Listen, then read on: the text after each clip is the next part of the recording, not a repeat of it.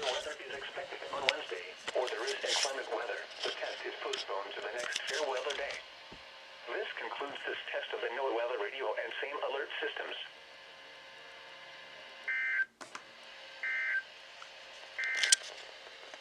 Now for the official National Weather Service forecast for eastern Massachusetts inside of I-495, including Boston, issued at 10:05 a.m., Wednesday, April 19th. Gotta be honest, I almost missed that one.